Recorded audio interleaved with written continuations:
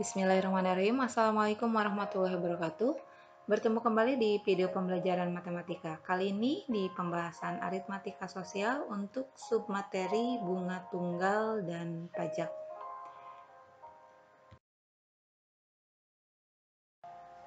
Bunga tunggal yaitu bunga yang dihitung dari simpanan atau pinjaman pokok tanpa diakumulasikan ke bulan-bulan berikutnya. Nah, besaran bunga ini sama setiap bulannya.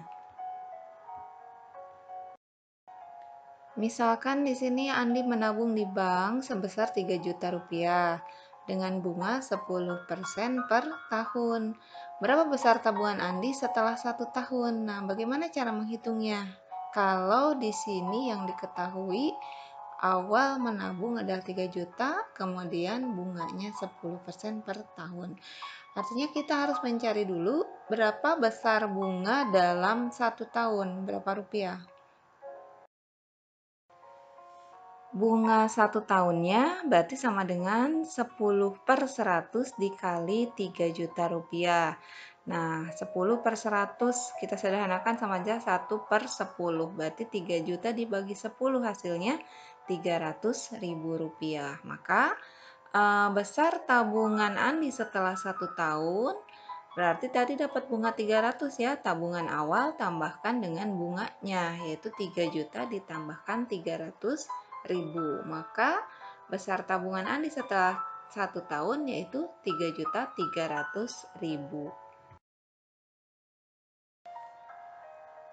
Agar lebih paham lagi tentang materi bunga tunggal ini, kita lihat contohnya ya. Nomor 1, Pak Adi menabung uang di bank sebesar 30 juta rupiah dengan bunga 6% per tahun. Pertanyaannya, tentukan besar tabungan Pak Adi setelah 8 bulan. Nah, berarti di sini ada modal awal atau tabungan awal sebesar 30 juta, kemudian bunga tunggalnya 6% per tahun. Setelah 8 bulan kira-kira dapat uang berapa ya Pak Adi? Bunga 6% ini untuk 1 tahun atau 12 bulan. Nah, berarti kalau untuk 1 bulan dapat bunga berapa persen? Berarti 1/12 kali 6%. Satunya itu 1 bulan ya. Nah, 12-nya kan dalam 1 tahun 1/12, makanya dituliskan untuk 1 bulan. Nah, sekarang kalau 8 bulan berarti tinggal 8/12 kali 6%. Nah, sekarang kita hitung berapa rupiah besar bunga dalam 8 bulan. Besar bunga selama 8 bulan tadi 8/12 kali 6/100. Kalikan tabungan awalnya 30 juta rupiah. Nah, sekarang kita hitung 8/12 kali 6/100. Nah, 8 kali 6 itu 48. 48 dibagi 12 hasilnya 4 ya. Maka di situ Ibu tuliskan ada angka 4. Kalikan 300.000. Kenapa jadi 300.000? Di situ ada 30 juta dibagi 100, artinya 300.000. Maka bunga dalam waktu 8 bulan yaitu sebesar 1.200.000. Jadi besar tabungan Pak Adi setelah 8 bulan itu sama dengan 30 juta ditambah bunganya tadi 1.200.000. Pak Adi punya uang sebesar 31.200.000 rupiah. Contoh yang kedua, Pak Budi menabung uang di bank sebesar 20 juta. Ternyata setelah 16 bulan menabung, tabungannya menjadi 27.200.000. Pertanyaannya, berapa besar bunga tunggal yang diberikan oleh bank tersebut? Jika awal menabung 20 juta rupiah, kemudian setelah 16 bulan menjadi 27.200.000 rupiah, maka besar bunga yang diperoleh yaitu 27.200.000 rupiah dikurangi 20 juta rupiah. Berarti hasilnya 7.200.000. Nah, pertanyaannya berapa persen sih 7.200.000 itu? Nah, kita tinggal hitung persentase bunganya. Sedangkan besar bunganya tadi sudah kita ketahui 7.200.000 rupiah. Kita tuliskan dari cara menghitung bunga ya. 7.200.000 tadi bunganya, ini diperoleh dari 16/12, 16-nya selama 16 bulan, 12-nya itu per tahun, kali bunga per 100, ingat bunga dalam persen, dikalikan besar tabungan awal yaitu 20 juta. Berarti di sini kita lanjutkan 7.200.000 sama dengan, sederhanakan 16/12 kita bagi 4 semuanya, berarti bentuk sederhananya 4/3, 16 bagi 4, 4, 12 dibagi 4 hasilnya 3, dikali bunga. Nah 100-nya dari 20 juta dibagi 100, berarti hasilnya 200.000. Nah berikutnya 7.200.000 kalikan 3, ini sama dengan bunga dikali 800.000 rupiah. Dari mana 800.000? Itu dari 4 kali 200.000. Nah di sini maka besar bunganya sama dengan 21.600.000 dibagi 800.000. Hasilnya sama dengan 27. Apa sayang? 21.600 dari mana? Dari 7.200.000 kali 3 ya. Maka bunga yang diberikan oleh bank tersebut sebesar 27% per tahun.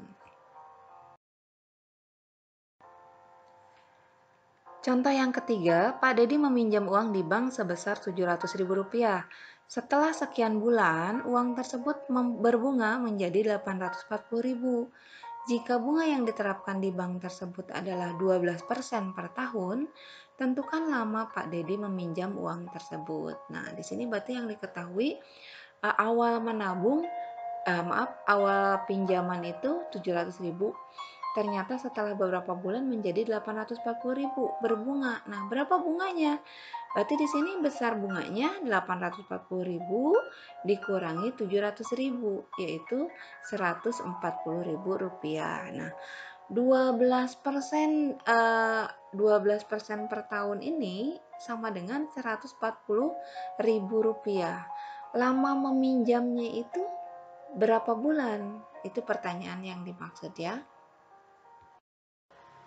Sama seperti tadi menghitungnya, besar bunganya 140.000, ini sama dengan, kita simbolkan lama meminjamnya itu T ya, T/12 karena kita belum tahu berapa bulan, kalikan 12/100, itu karena 12%, kali besar pinjamannya Rp700.000. Berarti di sini 140.000 sama dengan T kali 7.000. Kemana 12 dan 12-nya? 12 bagi 12 hasilnya 1.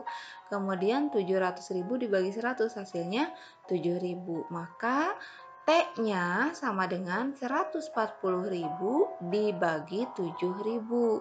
Maka T-nya sama dengan 20. Jadi lama Pak Dedi meminjam uang itu selama 20 bulan.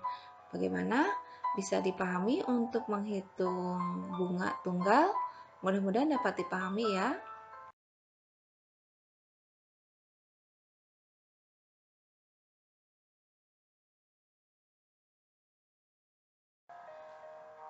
Materi berikutnya yang akan Ibu bahas yaitu tentang pajak. Nah, di kelas 7 ini akan membahas masalah pajak penghasilan dan pajak pertambahan nilai. Pajak penghasilan atau biasa disingkat PPH yaitu pajak atas gaji atau penghasilan seseorang.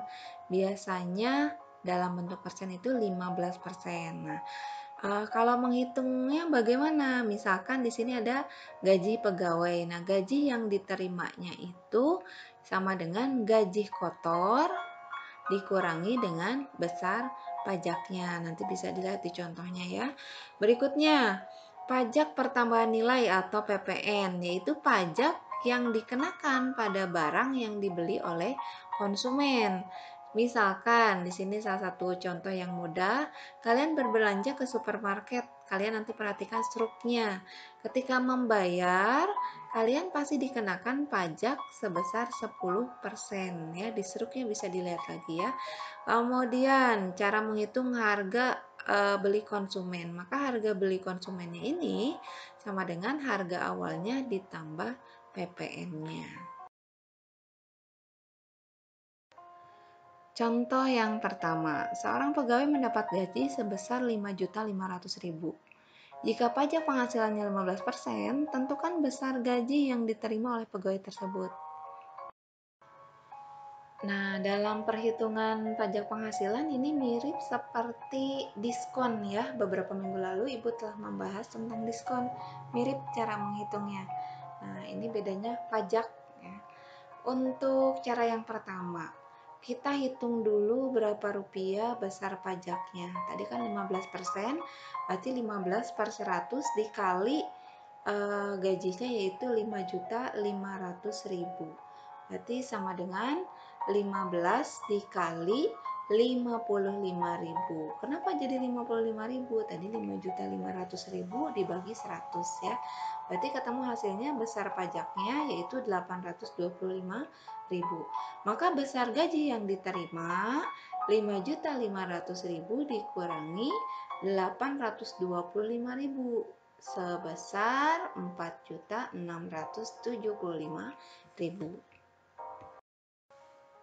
Cara yang kedua, nah kita anggap gaji kotor itu masih utuh tuh 100% kan. Nah gaji setelah dipotong pajak berarti 100% dikurangi 15%.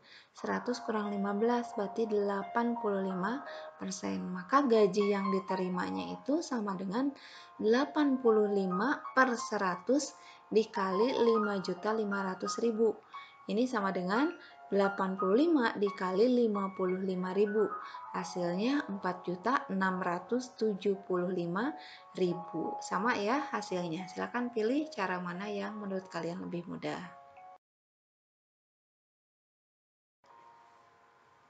Contoh yang kedua, Nisa membeli sepeda motor dengan harga 22 juta rupiah dan dikenakan PPN 10%. Berapa Nisa harus membayar sepeda tersebut? Nah, berarti kita hitung terlebih dahulu berapa rupiah besar PPN-nya. Tadi 10%, berarti 10 per 100 dikalikan 22 juta rupiah. Maka besar PPN-nya yaitu 2.200.000.